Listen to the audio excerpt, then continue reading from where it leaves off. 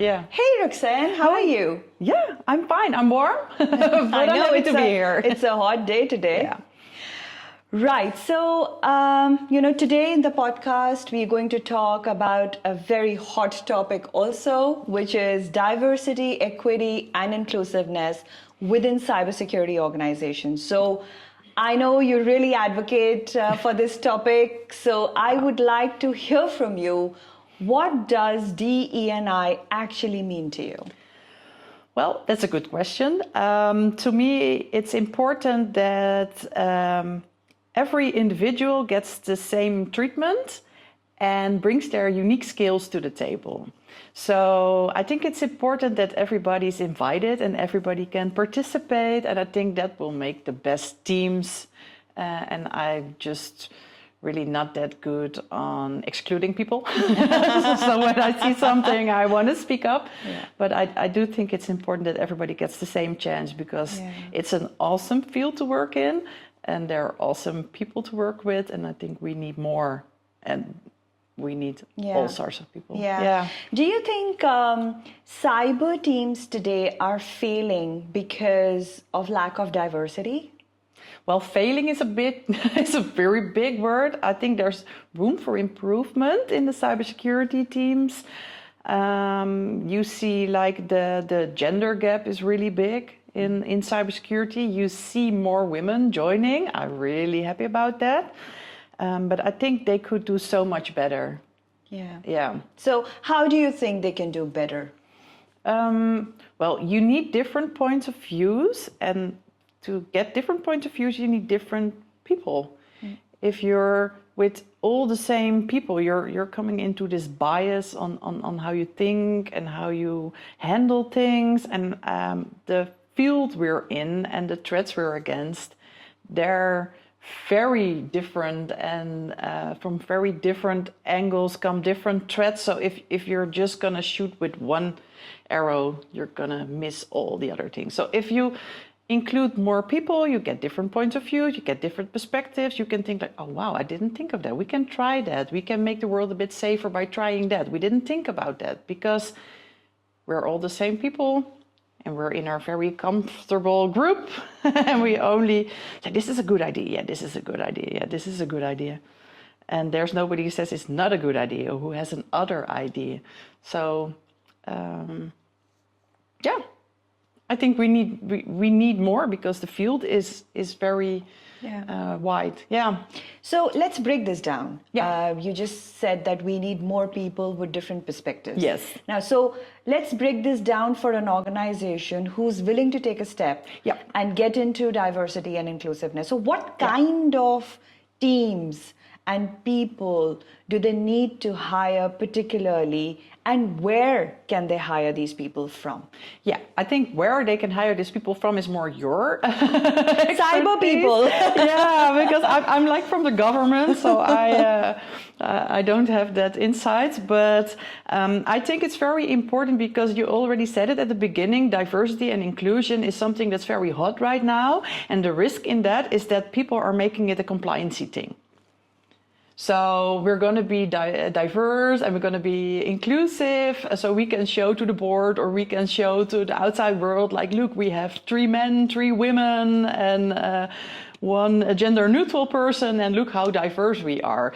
But I think it's very important to, what was that question? Yeah, so what kind of teams and people do we need? Yeah, what kind of teams? Yeah. I think it's really important to have, like, we circled back to this. It's like you can have men and women have different brains, cultural background have different perspectives, but also neurodiversity is very important. If you want to be a company that is more diverse, change your hiring policy. Because it starts at the beginning. Because if you always ask for the same thing, you always get the same thing. So a very concrete point to work on as a company is check your vacatures, your vacancies. Like, what are the skills I'm asking? And who is making this vacancy, job description. this job description. Is this Hank from HR all the time? Maybe then we always get like Hank-minded people. Are there always certain people applying to your company? Why is that?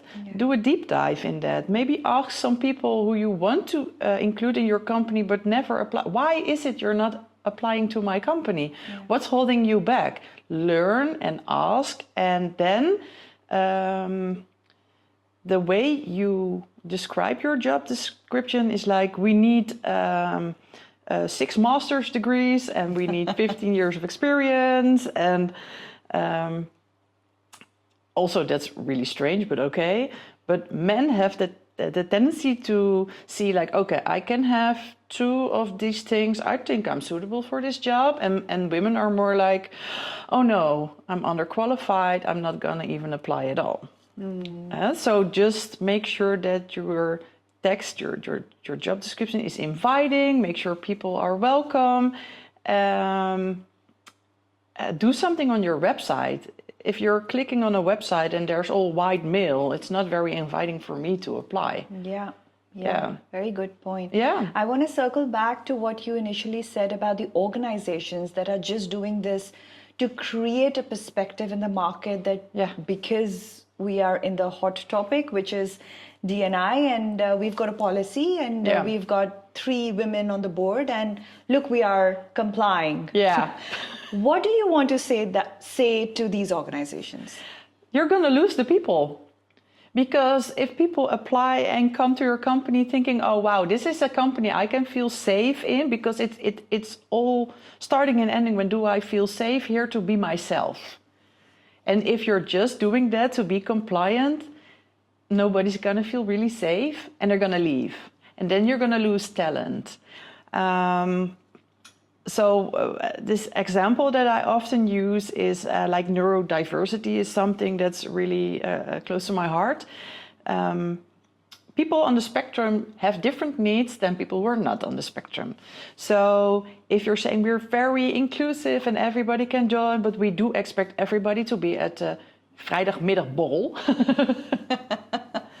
People with high, low social skills, they don't want to be at the vrijdagmiddagborrel. They don't want to be there. They can be the best there is to do deep dive search and everything, but don't expect them to be at the borrel. Or don't expect them to work 9 meetings in a row. It's too intense. So they're gonna leave if you're gonna make them do it. And you can say, well, we're very inclusive, we're hiring all the people, all kinds of people, but make sure their needs are met. And I think that's the fault. If you're going to do it just to be compliant, people will see through it once they're inside. Yeah. And the word will spread because the cybersecurity community is a very close community, and I don't think you will get very good staff after that. Yeah.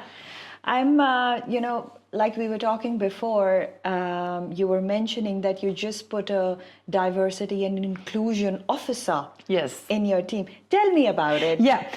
So in my spare time, well, I don't really have spare time, but I work at the government by day. I work at the Dutch Institute of Vulnerability Disclosure by night. We have I think 95% of our people is neurodivergent. So first let's understand for people who is a neurodiverse person. Okay, so you have 2 types of brain. You have like the neurotypical brain. 80% of the people have a neurotypical brain, so that's like normal. I don't like the term normal, but still. And then you have neurodivergent brains, and they're like autistic spectrum, ADHD, dyslexia, giftedness. Your brains are just wired a little different. And that comes with another type of employment. If you have neurodivergent people in your team, it's very important to cater to their needs as well. Right. So at the DIVD, we're already very focused on neurodiversity because that we all have it. Yeah. And but that could make a new bias because we're biased in the neurodiversity corner. So I installed a diversity and inclusion officer to just check, are we inclusive as a company? Because, foundation. I like to think so, but I also have a bias. I think it's really wrong for people to think you don't have a bias. And I think it's good that there's always somebody looking over your shoulder like, well, but this could be a little bit better because you never thought about blind people who want to do something. Oh, yeah, that's a good point. I never thought about that. Yeah. So we're really doing that not because of the compliancy, because we're a foundation and we don't need that. But for me, it's really important that everybody gets their best experience when they're volunteering at DIVD. And if I can make sure that's a safe place for everyone, I will go through all lengths to make that happen. Yeah. And I think a diversity and inclusion officer can help me with that because I'm biased as well. Yeah. Yeah. What happens, so let me first put this in a way that's easy to understand. Yeah. In an organization, you've got to, you want to show that you are, diverse and inclusive. You want women on the board. Yes. Do you think if a woman is not so competent to be at that level, but yet she's put there because they want to have that kind of perception in the market. Do you think that's okay for an organization to do that? To promote diversity and inclusion? I think that's difficult because I also think you should put the best people in. If somebody's not fit to do the job, don't put them there. Then you're compliancy driven. Like we have a woman and she's lesbian and she is in a wheelchair and she has adopted a son, so we can think everything off. Yeah. That's not good. But there are so many women out there who could fill that position.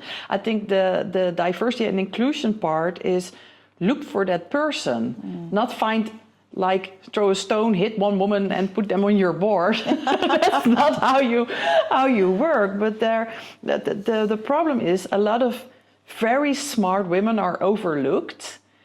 And when they are not overlooked and they get on that board, they're facing like the backslash that people say, oh, she's just there because she's a woman. And I think that's a problem. We had recently was the CISO day, and the CISO from Zalando, she won, and she's awesome. And then even then, later on that evening, I heard people were saying, do you think she won because she's a woman?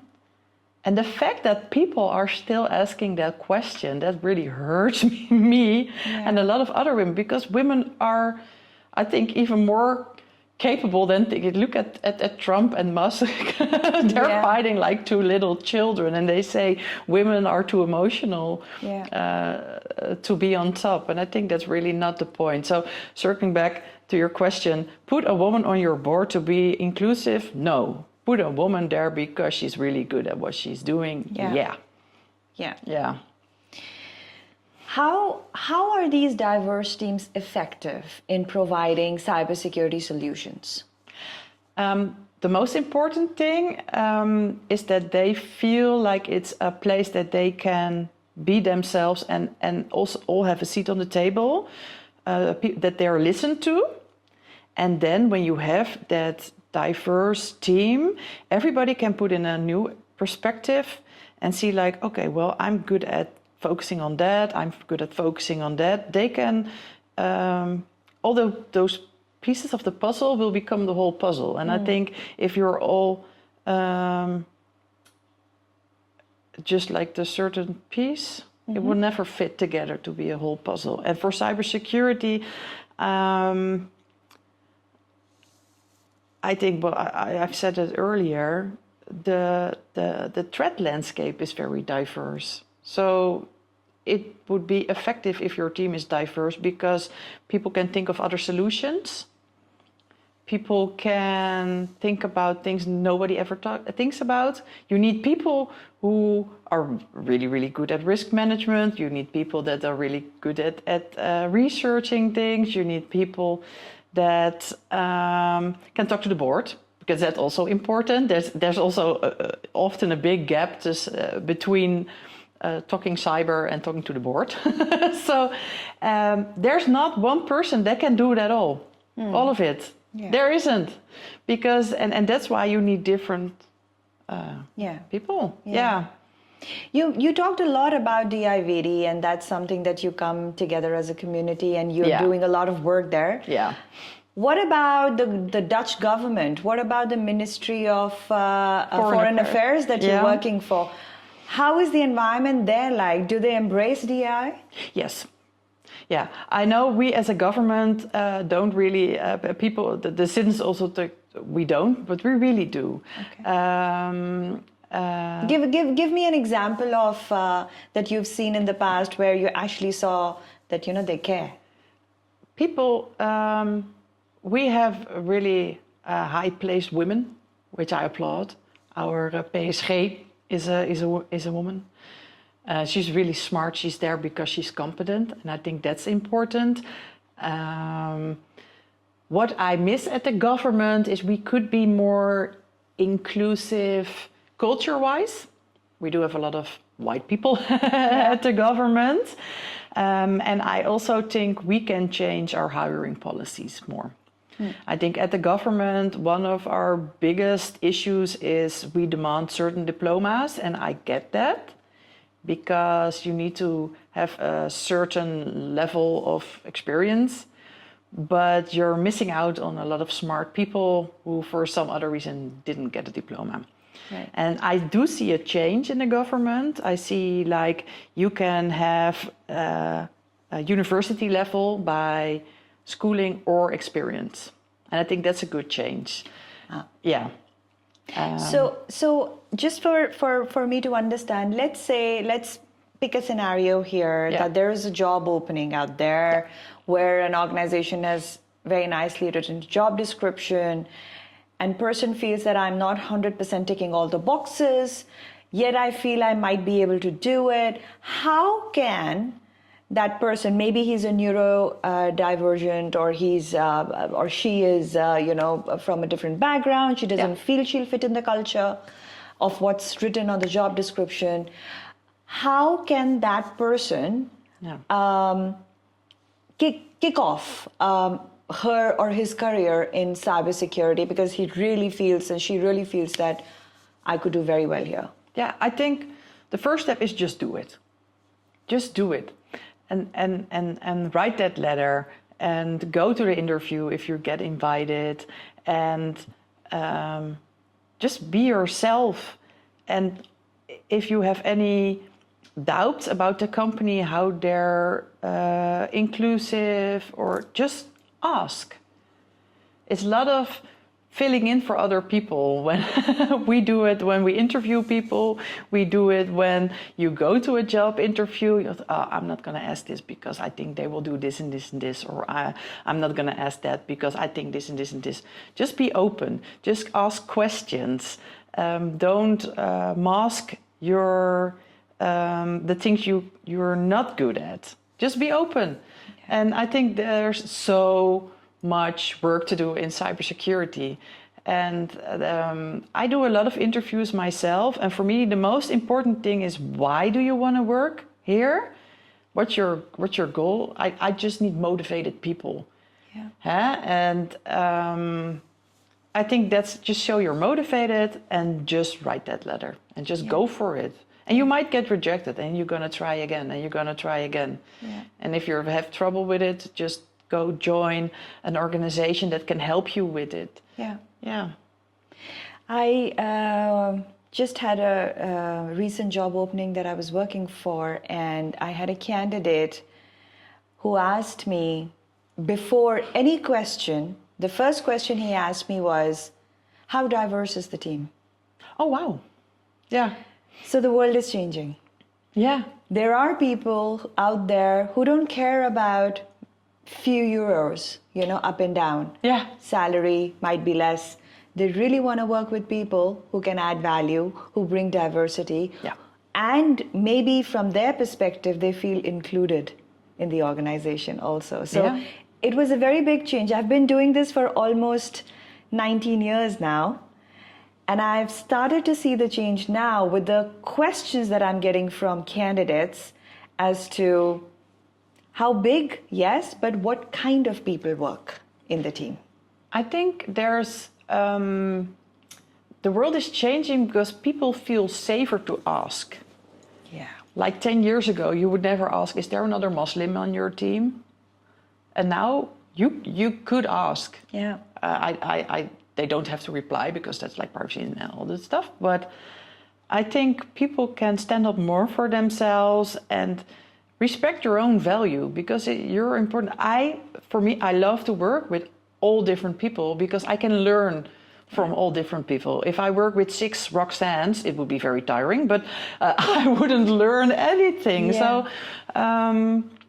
I think for the whole team, it's so awesome to be diverse and to learn from each other, learn different perspectives. And I think the sum is the whole is more than the sum. Yeah. So and I think it's very good that people ask, like, is there room for me? Yeah. Yeah. Yeah. What are the kind of systematic biases and prejudices that you see in an organization, specifically within cybersecurity? That women are not technical. Yeah, and that starts at school. Women are encouraged to go to the healthcare or like Psychology. And we see when you think about a cybersecurity person, you think about a teenage boy in a hoodie, but that's not a cybersecurity person. And we have this awesome women who are very technical, but we have also a lot of awesome women who might be technical, but they never get the chance to explore if they are, because at schools we're already keeping them away from cybersecurity and ICT in general. So I think it's important to have role models, a lot of role models, and I think that's the worst thing, that there are awesome women out there who are not filling their potential because they think they don't belong in cyber. Yeah, so when you said that it starts at school, do you think it would start from home as well? Yeah, I do think so. The fun part is when people hear I'm in cybersecurity, they think I can fix their computer. And I'm not really that technical. But I think it's a society problem that there's jobs for men and there's jobs for women. Yeah. And why? I mean, a male flight attendant is also cool. So a female hacker is also cool. Yeah. And I think women are bringing a different perspective to cybersecurity because their minds work differently and they can find things that men can't find. Yeah. So, but I also think it's the not knowing of society. Yeah. That there's room for women as well. Yeah. And do you see it changing? A little bit. Yeah, I do see it changing a little bit, but it could be much better. Yeah. Yeah. So we do have like DIVD Academy also. We work together with HackShield. HackShield is for teenagers to learn more about hacking. They visit schools a lot, and I think that's a good opportunity for classes to get to know cybersecurity and for girls to think like, oh wow, I can do that as well. Yeah. So you see initiatives starting that at that young age. At that young age, and that's how the society conditioning changes as well. That's when you start changing your long run legacies of the way you've been thinking along. Yeah. Right. Very nice. I think it's a very great initiative. Yes, me too. Yeah. Yeah. How can I, as an individual, make a change and promote D&I in an organization that I'm working for? Well, I think just don't exclude people. I think that, and understand that you too have a bias. I think that's the most important thing, because people say there is no problem. I don't see gender, I see people. I don't see color, I see, yeah, that's very nice, but then you're just denying the problem. Just be aware that this is a thing. And when you have to make choices, just think about yourself, why am I making this choice? Yeah. Am I, like when you're hiring someone, am I hiring you because you look like me and I feel comfortable with you? If I feel discomfort, why do I feel discomfort with you? Just focus on why you're making certain decisions when it comes to other people. I think that's what every person for themselves can do. Yeah. Yeah. Am I listening to you? Am I listening to him? Am I listening to them? Yeah. Well, my problem is I don't listen to anybody. I just blah. No, but it's a great initiative that you're taking within DIVD, but also in general you're doing so many events where you go out there and talk about it, creating awareness. I think it starts from there, right? Yeah. It's very important for people to know what a diverse person can bring on table, and how we can be more inclusive of these people. I think overall it's a great topic. Yes, it's hot, but it should be taken in the right stride and not just as a perception. Yeah, and I think it's very important for white men to speak up, because otherwise it's just me, the angry woman, who's talking about equality. At the Ministry of Foreign Affairs, we have these key cords that says this is what a feminist looks like, and all the men are wearing them. Oh. Yeah, so that's just a small gesture, just to see that not all feminists are angry women. Women, yeah. Yeah, so women are advocates, but men should be allies. Yeah. Yeah. Super. Yeah. Amazing. So with this nice, interesting note, we're going to move to our next round, which is a rapid fire round. Yes. So I'm going to shoot 10 questions at you one by one, and you need to answer them as fast as possible. Oh yeah, that's always the thing. Yeah. Bring it. Okay. Bring it.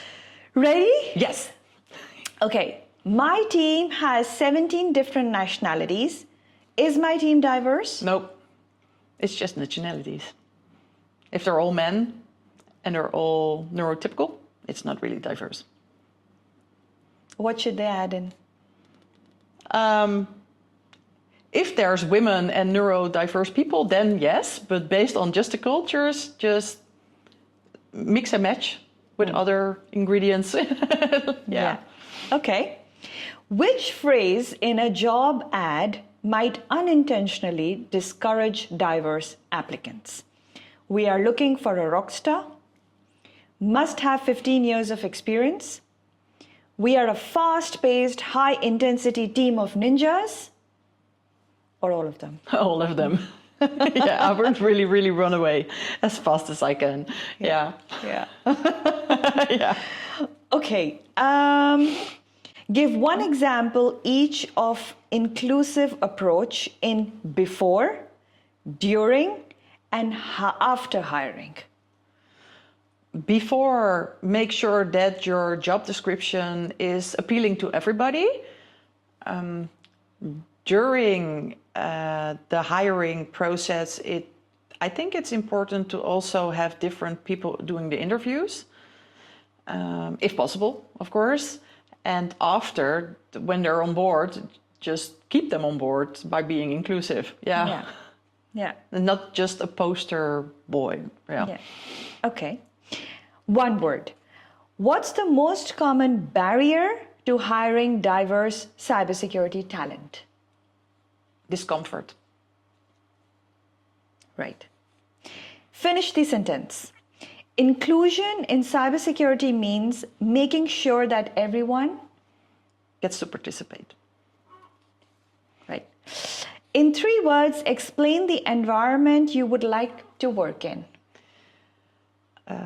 Non-controlling, diverse, and fun. Right. How would you respond to a biased comment in the office? Well, they would have a really hard time because I will call them out at the spot. Yeah. Yeah. Or if the situation is really diplomatic, because I work at the government, I will take them separately. I will say something in the meeting, but I will really have a long talk with that person after. Yeah. So it's better to address it right away. Yeah. It's even better if another person addresses it, because otherwise you're responding to something. But if I see somebody saying something to anyone, I think this is not okay, I will call them out as well. Right. Yeah. Support. Yeah. What does DE&I mean to you? I think it's the base to everything. Yeah. Okay. What advice would you give to your younger self? I think the best advice would be do the things you already done. Yeah. I think I've never let anyone tell me what I couldn't do. So just keep doing that. Yeah. You will get there. Yeah, so consistency and always keeping the confidence in you that there's nothing that you can't do. Yeah. Yeah. Just go get what you want. Yeah. Yeah. Great. Yeah. Lovely. I think we had some great answers there. Yeah. And very personal as well. Yeah. So it's always nice to hear from your personal experience. Yeah. I think it's very clear from the whole podcast that DE&I is something that every organization should include in their either policy, but not just policy, and actually In your DNA. In your DNA. In your DNA. Yeah. Just be that warming company where everybody feels safe and welcome, and then you get the best out of your personnel. Because when you feel safe and appreciated, you will do the best you can, right? Yeah. Yeah. One line for the women out there who are getting to kickstart their career or coming back after a break in their career within cybersecurity. You're awesome, and you're going to get there. Great. Yeah. On this positive note, we're going to say thank you to you, Roxanne. It was lovely having you. Thank Very you so cheerful. much. Thank you. And great to speak to you. Thank you so much. Thank you for having me.